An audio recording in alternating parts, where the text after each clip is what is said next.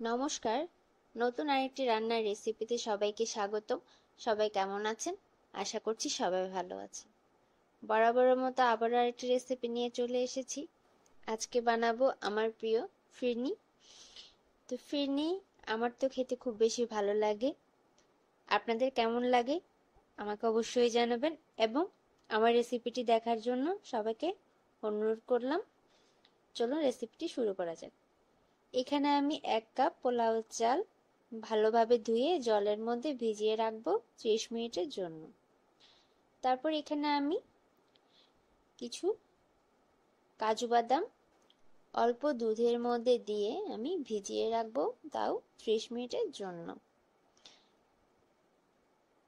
আর নিয়েছি বেশ কিছু কিশমিশ, সেটাও আমি ধুয়ে রেখে দিব। তো চলুন রান্নায় চলে আসি। এখন আমি রান্নার প্রথমে এখানে 1 লিটার গরুর দুধ জাল করে নিব খুব ভালোভাবে। জাল করতে করতে আমি এখানে দিয়ে দিয়েছি 1 টুকরো দারুচিনি আর 2টা এলাচ। এতে করে এদের ফ্লেভারগুলো খুব ভালোভাবে দুধের সাথে মিশে যাবে।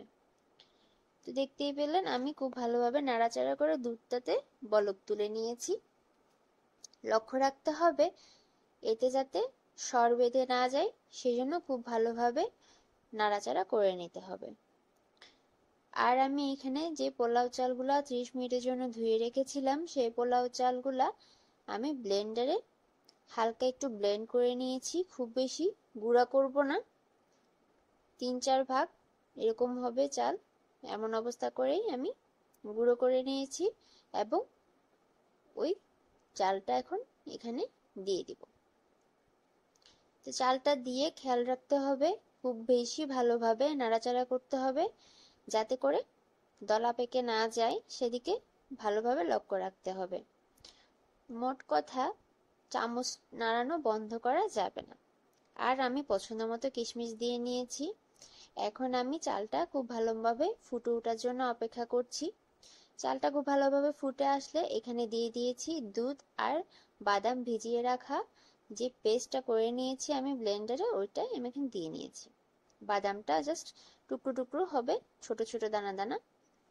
চালটা খুব ভালোভাবে ফুটে আসলে এখন আমি এখানে দিয়ে দিয়েছি আমার পছন্দ মতো চিনি। আপনারা আপনাদের স্বাদ বুঝেই চিনিটা অ্যাড করে দিবেন। তো চিনি দিয়ে আবারও আমি রান্না করে নিচ্ছি। এখন দিয়ে দিয়েছি 2 চা চামচ পরিমাণ কেওড়া জল। তো দিয়ে এখন আমি আবার একটু রান্না করে নিচ্ছি। আজকের রেসিপিটি আপনারা যদি ইউটিউব থেকে দেখে থাকেন, যদি আমার রেসিপিটি ভালো লেগে থাকে তাহলে আমার চ্যানেলটি সাবস্ক্রাইব করে দিবেন এবং পাশে থাকা বেল বাটনটা হলে সেট করে দিবেন। এতে করে যখনই আমি ভিডিও আপলোড দিব তখনই আপনাদের কাছে নোটিফিকেশন পৌঁছে যাবে। আর যদি আমার ভিডিওটি আপনারা ফেসবুক পেজ থেকে দেখে থাকেন তাহলে আমার পেজটি ফলো করে দিবেন, লাইক কমেন্ট শেয়ার করে সাথেই থাকবেন। এই তো দেখতেই পেলেন আমার ফিরনি তৈরি। এখন আমি একটা বাটিতে নিয়ে রেখেছিলাম। তো ঠান্ডা হয়ে যাওয়ার পরে আপনাদেরকে কেটে দেখালাম ঠিক কতটা লোভনীয় হয়েছে। আজকে এই পর্যন্তই, আবারও নতুন কোনো রেসিপিতে কথা হবে। ততক্ষণ পর্যন্ত সবাই ভালো থাকবেন, সুস্থ থাকবেন। নমস্কার।